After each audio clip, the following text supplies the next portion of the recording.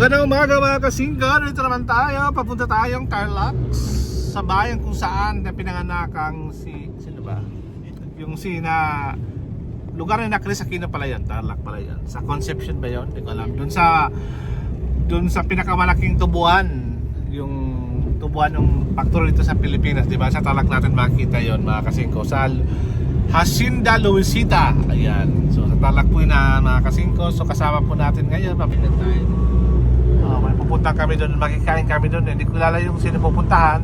Ako ay napasama lang dito at titingnan natin yung lugar kung anong madadaanan natin dito doon sa Tarlac. So dito pa ngayon, kami ngayon sa Zaragoza. Ayan. San Antonio. Dito kami sa San Antonio. San Antonio ba? Bayan ba to o barangay? Bayan. Bayan pa to San Antonio. O, sa mga taga San Antonio, shoutout kayo dyan. Ayan. Hindi. Vlog tayo ngayon kasi wala tayo may content. Ayan. Isa tayo sa lugar. Madaanan po natin yung bahay ni Madam dito. Madam. Yung lupain na yan, bilihan ni Marvin. Ayun, lupain na yan. Nakita nyo na. Puntahan natin yung papa niya. Yung kanyang tatay daw ay pupuntahan para humingi ng mana. Ayan, makasig. Pupunta natin. Trip nilang makasig ko ang tatay ni Marvin na isa sa mga mayaman dito sa Tarlac. Madami exotic na alaga. May mga exotic po yun ng mga alaga. May farm sila. Yung mga manok na galing sa ibang bansa, pwede kayo bumili doon. I-mind nyo na pag nakita natin yan, para puntahan natin, i-mind nyo na yung mga hayop doon. Para nagkapera yung lolo ni Marvin. Ayan. Ay tatay pala. Mayaman yun. Baka pwede mautangan, walang problema. Ayan, makasing sa New Basia pa rin tayo. Nagdagdag na may siya tayo. Ayan, basta yung mga daan na ganito. Shoutout naman kay Congressman dito na distritong to. Baka pwede natin mapaayos itong kalsada dito para gumaan yung mga motoristang dumadaan dito at masira yung mga sasakyan.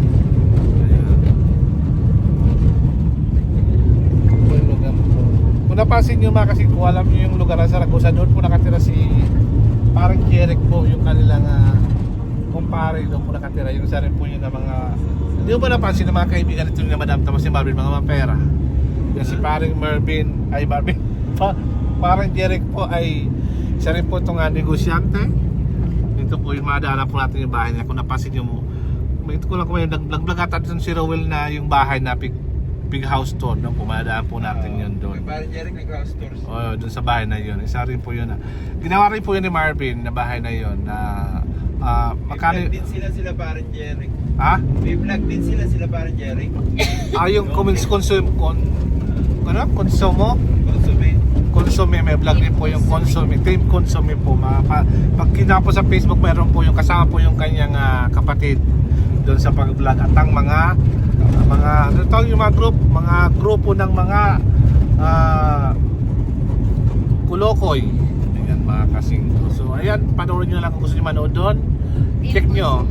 Yan, Team Consume po. At ito po yung bahay po kung saan po ako nangutang. Ayan po, nakita nyo yan. Bahayan po. Joke lang yun Ayan.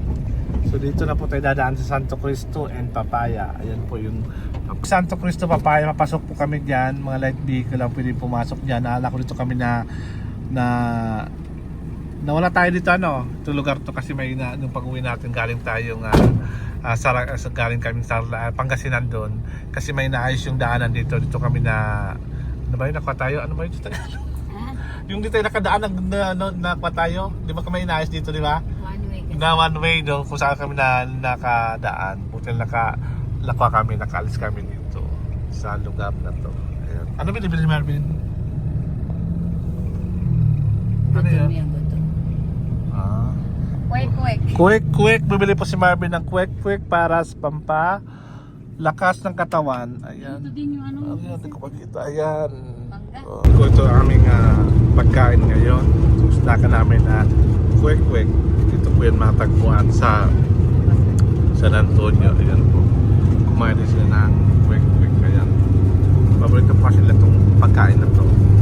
Ito nga itong klaseng pagkain na kwek po. Kasi ito na po kami sa bahay na pinapagawa po dito sa St. Luke's Cancer Division po. So Kailang makapasok ko, nahihiya po ako. Vlog. So, ikaw lang, tell mo. Madama nung masabi mo sa binili niyang bahay. Hindi. Maganda lang iba. O kaya kahit i-renovate ko. Oo. Kaso gusto daw nila maging modern house. Ipaparenovate lahat to. Pero di man siya babagbagin, ano? Yung sa loob lang i-renovate, ano? Merong aalisin, merong, eto, baka patungan na. Ito lalagyan nitong, ano lalagyan dito? PVC. PVC ceiling daw pong lalagay dito sa bahay na i-renovate po dito sa loob ng bahay ng kliyente po. Ito maganda naman po yung mga tiles niya. Yung mga tiles dito parang original nga. Tapos itong nakakuha sila dito. Malaki naman yung bahay. Malaki talaga yung bahay po. Kasi yung mga kwarto dyan, malalaki po. Ayun. Ano lang. Kailangan ito aircon siguro. Mas maganda ito. Pero napakalawak po ng bahay. Makipakita ko sa iyo paglabas namin. Kalak. Sorry. Ayan mo, dito po kami sa labas. Malaki po talaga po siya. Ito po, may terrace po dito. Maganda yung ano yan kasi pwede kang magtanim. Oo. Gusto mo. Ayan. Malaki ito sa pindaanan ng main. Ito kasi yung main bedroom to, master bedroom. Hindi siya puro cement. Kaya gusto niya palagyan daw dito kuha ng landscape. Sabi na landscape po. Ayan. Malaki po siya, malaki po yung bahay. Tingnan mo sa kanila, di ba oh? Malaki po yung nakuha nilang bahay. Ilan ko lang kung ilang yung square meter nito. Ayan. Ganda yung bahay na nakuha nila, nakuha yung lugar. Ito yung pinapinturahan. Oo, nung ibebenta siguro. Oo. Kiniskus pa. Tapos nilinisan dito. Ayun po. Ito yung sa likod. Ito yung backyard na sa likod nila, no? Maganda talaga yung swimming pool dito, no? May swimming pool, maganda rin, no? Pwede. Ganyan swimming Oo. pool. Kahit isang maliit na pag may family gathering, gano'n. Oo. Maganda siya. Ano to? Puro pala CCTV dito sa likod. Dito nakita ka. CCTV pala dito. At pala yung mga CCTV. Ito po yung bahay. Tapos sa likod. Ayan, kusina. May tao na iyan. Ayan. Sinigwilas. Saan? Ayan, may sinigwilas dito. May malunggay, may mangga. Ayan, o. Ayan po mga kasingko. Ayan. Tapos ito yung service gate nila. Aso. Dito yung garahe. Dito yung garahe. Kaya pagpasok ka, dito ka pala, no? Pasok ka dito, no? Dito ka dadaan. Ayan. Kaya maraming i-renovate pa dito sa bahay na to.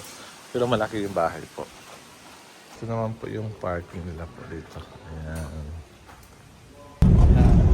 Ayan mga kasingko, pauwi na po kami. Natapos na rin po yung kanami dito. Swimming sila, kailangan naman tayo. Ayan po. Ayan.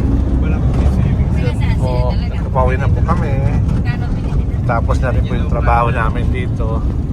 Kaso alam nyo na, sa labas na lang tayo. 6.7. Yung bahay na yan, pero maganda yung bahay, laki. Pwede patay ka pa ng kwadong swimming pool sa likod. 600 square meter. Tama na, kulang 1,000 pa.